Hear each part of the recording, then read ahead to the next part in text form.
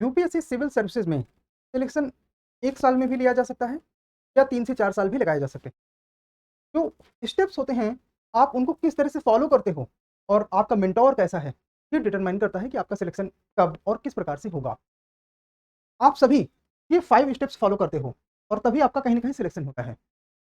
अब अगर आप इन स्टेप्स को एक-एक करके फॉलो करते हो, लेट्स से सबसे पहले आप स्ट्रैटेजिक कवरेज ऑफ सिलेबस करते हो, देन साइंटिफिक रिवीजन करते हो, उसके बाद द हिंदू और एमसीक्यूज़ को फॉलो करते हो जब आपका 1-2 प्रीलिम्स नहीं निकलता है और फिर जब आप 1-2 बार मेंस में फेल होते हो, तो उसके बाद आप मेंस की आंसर राइटिंग करते हो। इस तरह करते हो तो आपको नॉर्मली 4 से 5 साल लग जाते हैं यूपीएससी फाइनल क्लियर करने में। मैं सिर्फ सिंसियर कैंडिडेट की बात कर रहा हूँ। लेकिन अगर आप इन सारे स्टेप्स को एक-एक चैप्टर में ऑर्गेनाइज़ करके फॉलो करो, तो ये सिलेक्शन 1 साल की तैयारी में लिया जा सकता है और वो कहीं न कहीं ज़्यादा आसान होता है क्योंकि उस समय आपकी मेमोरी ज़्यादा अच्छे से काम करती है। बिकॉज़ इन सारे स्टेप्स को आपने एक साथ फॉलो किया है। तो ये कैसे काम करता है का एक एक एक फ्रेमवर्क हम लेके आए हैं जिसमें आज हम टॉपिक वाइज़ आंसर राइटिंग पर फोकस करेंगे। और ये कैसे काम करता है, किस तरह से आप 1 ईयर में अपने सिलेक्शन को इंश्योर कर सकते हो, उसके बारे में ज़्यादा जानकारी के लिए आप हमसे कभी भी बात कर सकते हो। तो टॉपिक वाइज़ आंसर राइटिंग क्या है, किस तरह से काम करता है, उसके लिए आपको ये ब्राउज़र देखना पड़ेगा। इसमें मेंस 500 यूपीएससी मेंस को ध्यान में रखते हुए जो 500 मोस्ट इफेक्टिव इम्पोर्टेंट और जो सिलेक्टेड एरियाज़ हैं जहाँ से क्वेश्चन आते हैं मेंस, उनमें 1994 से लेकर 2023 तक के सारे पेपर्स का एनालिसिस किया गया है और 2024 का पेपर हो जाने के बाद उसको भी इसमें एसिमिलेट कर लिया जाएगा।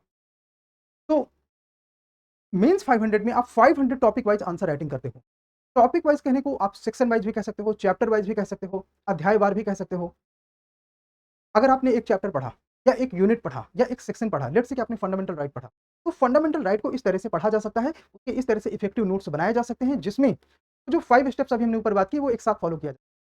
और अगर आप ऐसा करते हो तो आपको पहले ही वीक में बिगिनिंग स्टेज में अपनी तैयारी की जब आप तैयारी शुरू कर रहे हो, तो वहीं से आप अपनी कवरेज कर सकते हो।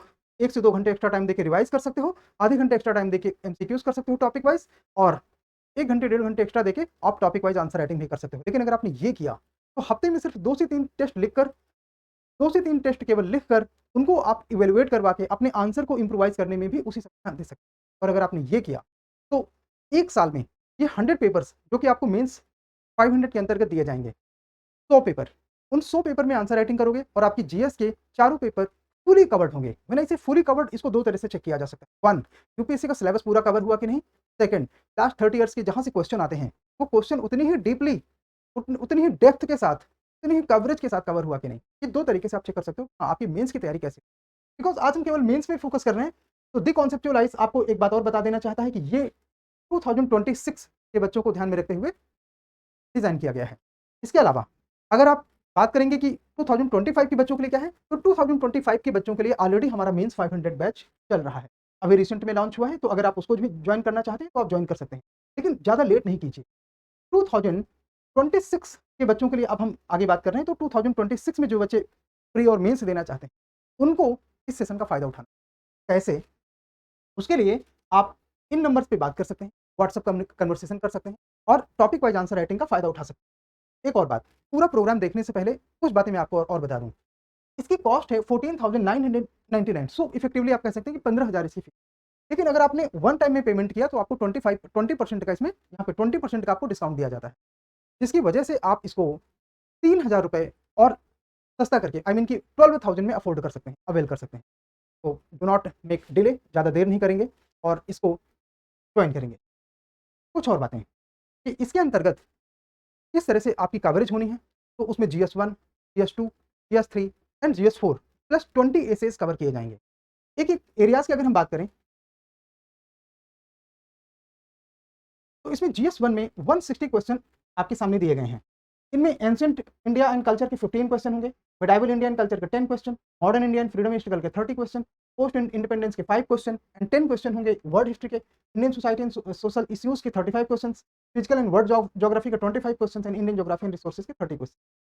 ये सारे क्वेश्चन का जो कंपोजिशन है ना, वो इस अकॉर्डिंग है कि लास्ट लास्ट 30 इयर्स में किस प्रोपोर्शन में किस सेक्शन से क्वेश्चन, उसी रेशियो को ध्यान में रखते हुए, उसी बात को ध्यान में रखते हुए ये डिज़ाइन। इसी तरह आप जीएस 2 में जब देखते हैं कि पॉलिटी एंड कॉन्स्टिट्यूशन के 75 क्वेश्चंस हैं, गवर्नेंस एंड सोशल जस्टिस के 30 क्वेश्चंस हैं, इंटरनेशनल 25 आपको प्रैक्टिस करने दिए जाएँगे। अपार्ट फ्रॉम दैट जीएस 3 में economy 50 question, environment ecology 20 question, science and tech 20 questions, agriculture 20 question, security 20 question and disaster management 10 question. तो ओवरऑल 140 क्वेश्चंस आप जीएस 3 में प्रैक्टिस करोगे। जीएस 4 में 70 क्वेश्चंस है, जिसमें 40 क्वेश्चंस है एथिक्स एंड इंटीग्रिटी के, एंड 30 क्वेश्चन केस स्टडी, इसके अलावा 20 एसेस जो कि आपको वीकली प्रैक्टिस करने को मिलेगा। अब कुछ जो ज़्यादा इंपॉर्टेंट बातें आपको पता होना चाहिए, यहाँ पे सिनॉप्सिस का जब पेपर रिलीज़ होता है, तो आपके सामने 5 वेरी टफ क्वेश्चन महसूस होंगे आपको कि बट चूँकि हमको यूपीएससी का स्टैंडर्ड शुरू से मेंटेन करना होता है, इसलिए क्वेश्चन का लेवल हाँ, थोड़ा-सा टफ रहता है। लेकिन उतना भी टफ नहीं होता कि आप उसे लिख ना सको। क्यों? क्योंकि हम साथ में सिनॉप्सिस देते हैं। सिनॉप्सिस देने का एडवांटेज ये होता है कि आपको सिनॉप्सिस के माध्यम से बता दिया जाता है कि किस क्वेश्चन की क्या रिक्वायरमेंट है, आंसर किस तरह लिखें, उसकी डिमांड को कैसे मैच करें, और उससे पहले साथ में ये बताया जाता है कि इस क्वेश्चन के लिए किस तरह के छोटे-छोटे नोट्स आप बनाएँगे। नोट्स ऐसे बनाने हैं कि जब आप मेंस लिखने जाओ अगले साल या 2026 में जब आप मेंस लिखने जाओ, तो उस समय आपके पास आपके क्रिस्प जल्दी-जल्दी रिवाइज़ करके और आंसर राइटिंग कर लेना। ठीक है? अपना मेंस में आंसर लिख लेना है। इसके बाद इवैल्यूएशन होगा, आप अपने आंसर लिखोगे, हमें भेजोगे, आपको 3 से 4 दिन में आंसर आपके इवैल्यूएट हो जाएँगे, वो आंसर आपको वापस मिल जाएँगे। उनमें इफेक्टिव तरीके से एक-एक शब्द को पढ़कर कमेंट दिए जाते हैं, और उन कमेंट के आधार पर आप अपने नोट्स को इम्प्रोवाइज़ कर लोगे, उनको और ज़्यादा अपडेट कर लोगे, सो दैट कि जब आप मेंस लिखो तो आपको पता हो कि कहाँ-कहाँ पे आप गलतियाँ कर रहे थे, और इवैल्यूएटर उसको किस सजेस्ट कर रहे थे। एक और बात, हमारे जो इवैल्यूएटर्स हैं, उन सभी ने इंटरव्यू दिया हुआ है। इसलिए जो उनके सजेशंस हैं और जो उनके कमेंट हैं, वो आपके लिए एक सीरियस प्रिपरेशन में बहुत ज़्यादा हेल्प कर, तो उसको इग्नोर नहीं करेंगे, उसको फॉलो करेंगे। देन उसके बाद आप डिस्कशन करेंगे। सिनॉप्सिस अलग होता है, डिस्कशन अलग होता है, दोनों डिस्कशन होता है, बट सिनॉप्सिस में वन वे कम्युनिकेशन होता है, डिस्कशन में टू वे कम्युनिकेशन। ज़ूम पर हम लोग हम आप और हम बात करते हैं डिस्कशन के दौरान। अच्छा, एक और बात, ये बात कितनी इफेक्टिव है, ये आप टॉपर्स ही क्यों नहीं समझ लेते? टॉपर्स क्या कहते हैं? आइए देखते हैं। आप हैं श्रुति और आप हैं आदित्य। श्रुति और आदित्य दोनों फर्स्ट रैंकर थे अपने-अपने साल में। इनकी 2021 रैंक थी, 2021 में फर्स्ट रैंक थी, और आदित्य की 2023 में फर्स्ट रैंक थी। श्रुति का क्या कहना है? One of my first attempt, I did lots of revision, but during mains I realized that for most of the topics I was writing superficial answers. अपने पहले अटेम्प्ट में ये कहती हैं कि इन्होंने बहुत सुपरफिशियल आंसर्स लिखे। इन दिस अटेम्प्ट यानी कि 2021 वाले अटेम्प्ट में I did topic wise answer writing. Rank 1 है तो रिजल्ट बताने की जरूरत नहीं। आदित्य की बात समझते हैं। Answer writing practice dedicate time to regular answer writing on chapter wise static topics, current affairs and essay writing. तो इन्होंने जो है इन चीज़ों को इस तरह से फॉलो किया, और उसका फ़ायदा इनको मिला। 2 बार इनका सिलेक्शन हुआ, इसके पहले ये आईपीएस हुए, दोबारा इनकी पहली रैंक आई। तो ये बताता है कि answer topic wise answer writing के कितना ज़्यादा इम्पैक्ट है। इसके अलावा आपने कई टॉपर्स को और देखा कि वो ये बताते हैं कि टॉपिक वाइज आंसर राइटिंग का जो दोहरा फ़ायदा होता है वो कि वो टॉपिक उनको याद हो जाता है। जैसे सृष्टि ने बोला कि टॉपिक याद हो जाने का फ़ायदा ये होता है कि वो मेंस में तो काम आते ही हैं, प्रीलिम्स क्वालीफाई करने में बहुत बड़ा रोल प्ले करते हैं, अगर आपने topic wise answer writing. Otherwise आप हर बार कभी 2 नंबर से, 4 नंबर से प्रीलिम्स ही मिस हो जाते हैं। तो बिल्कुल इसका फ़ायदा है। कुछ और बातें हम जो इसके अंतर्गत करना चाहते हैं, उसको ज़रा देखेंगे कि कौन-कौन से टॉपिक किस-किस तरह से कवर किए जाएँगे। अच्छा, एक और बात, इसका मीडियम हिंदी और इंग्लिश दोनों होगा, और इसके अलावा इसमें 20 एसेज़ हैं, 10 एसेज़ नहीं। हाँ, शेड्यूल हम ज़रा देख लेते हैं, और इस शेड्यूल में क्या-क्या चीज़ें हैं उनको थोड़ा समझ लेते हैं, जल्दी-जल्दी।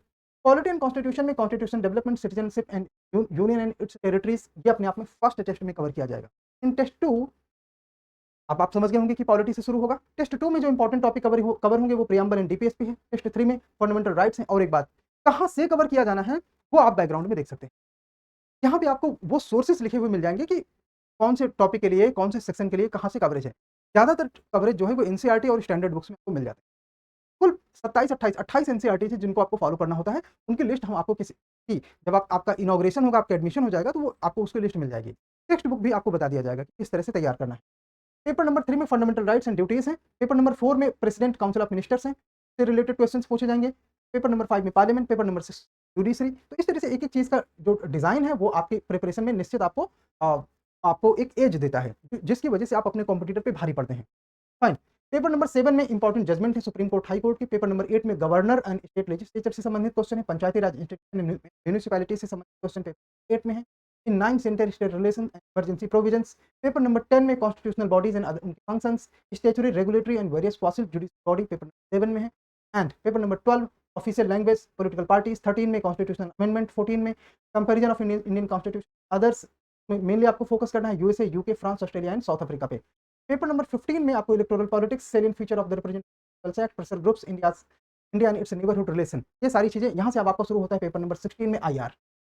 ठीक है, तो 15 पेपर में, हर पेपर में चूंकि 5 क्वेश्चन है, तो ये आपका पॉलिटी वाला सेगमेंट खत्म हो जाता है, 75 क्वेश्चन वहाँ पे पूरे हो जाते हैं। पेपर नंबर 16 से इंडिया एंड नेबरहुड रिलेशन शुरू हो जाता है, जो कि अपने आप में आईआर का टॉपिक है। 17 में bilateral, regional and global grouping से संबंधित क्वेश्चन है। एंड 18 में policies politics of developing countries on India and India's interest जिनमें है। पेपर नंबर 19 में इंटरनेशनल इंस्टीट्यूशंस के बारे में, जिसमें यूएन, G20 और वो सारी इंपॉर्टेंट रिलेटेड क्वेश्चन है। 20 में इमर्जिंग वर्ल्ड वाइड। 21 में government policies and intervention, role of NGO, SHG and various groups and association. Paper number 22 में है वेलफेयर स्कीम्स। पेपर नंबर 23 में है mechanism of laws, bodies. Paper number 24 में है social sector services, health, education, human resources, poverty and से related issues. ये अपने आप में सोशल जस्टिस के अंतर्गत कवर किया जाता है। ये इतना आइडिया आपको हो गया होगा। इसके अलावा और कुछ देखते हैं। पेपर नंबर 25 में citizen charter, e governance. Paper number 26 में है role of civil services in democracy. 27 Indus civilisation, ancient India शुरू होता है। ठीक है, पेपर नंबर 27 से एंशिएंट इंडिया शुरू होता है, जिसमें role of Indus valley civilisation in Buddhism, Jainism.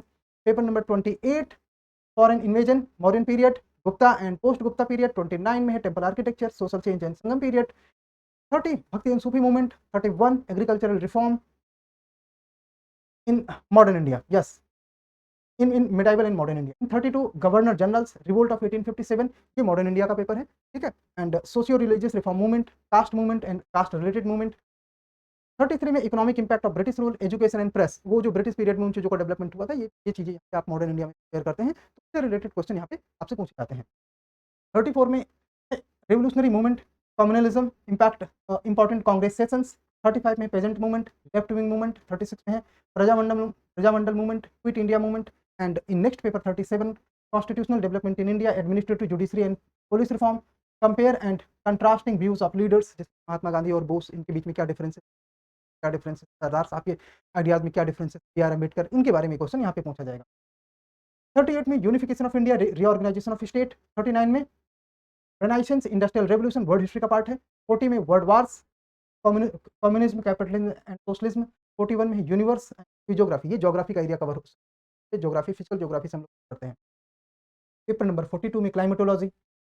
43 में ओशनोग्राफी, रिवर्स। 44 में soil geography, agriculture and water resources.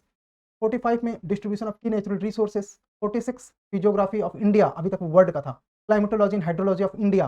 48 natural and vegetation irrigation. 49 soil and agriculture animal husbandry.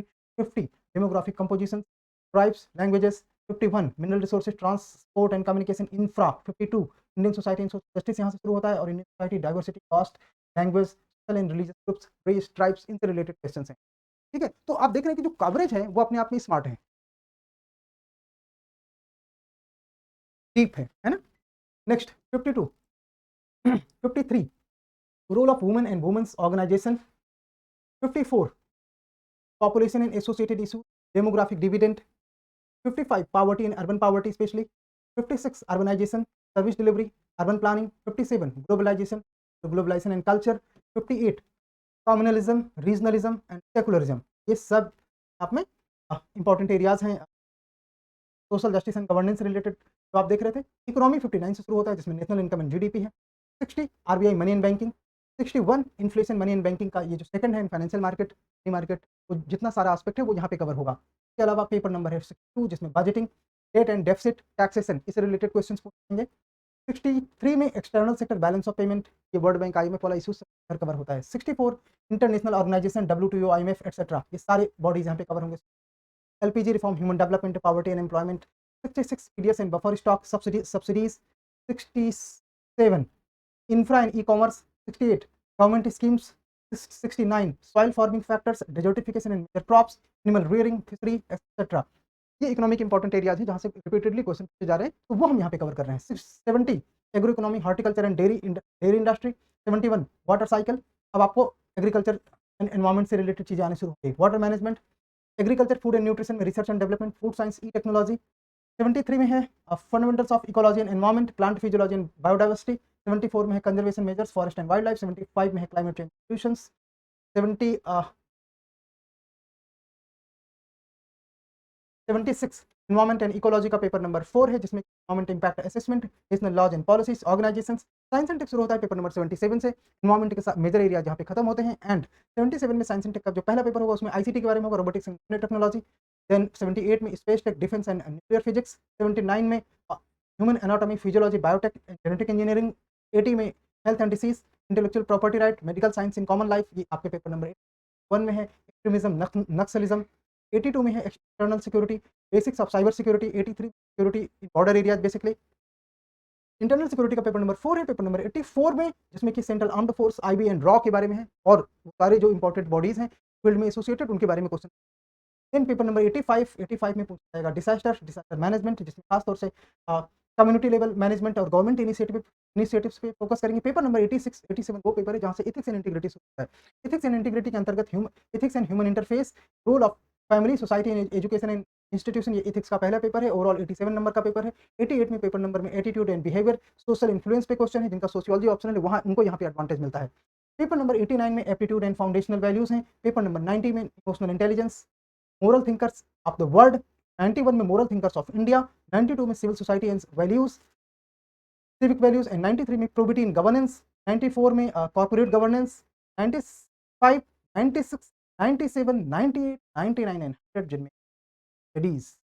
ठीक, तो ये हमारा इसमें मेन डिजाइन है मेंस 500 के अंतर्गत। तो आप लोग मेंस 500 ज्वाइन करो, अपनी प्रिपरेशन को स्ट्रेंथन करो और दी कॉन्सेप्चुअलाइज से जुड़ो, अपनी प्रिपरेशन को ज़्यादा स्ट्रीमलाइन करो। 1 साल में सिलेक्शन लेने के लिए अभी कॉल करें और हमारे प्रोग्राम्स का फायदा उठाएं। ऐसा ही प्रोग्राम आपको प्रीलिम्स के लिए मिलता है जिसका नाम है नज 5000 में। प्राइसेस नहीं बढ़ी हैं तो आप उसको भी ज्वाइन कर सकते हैं प्रीलिम्स के लिए, बिल्कुल इसी तरह का डिजाइन है। But right now I will advise you to join mains 500 for answer again. Thank you so much, have a nice time ahead.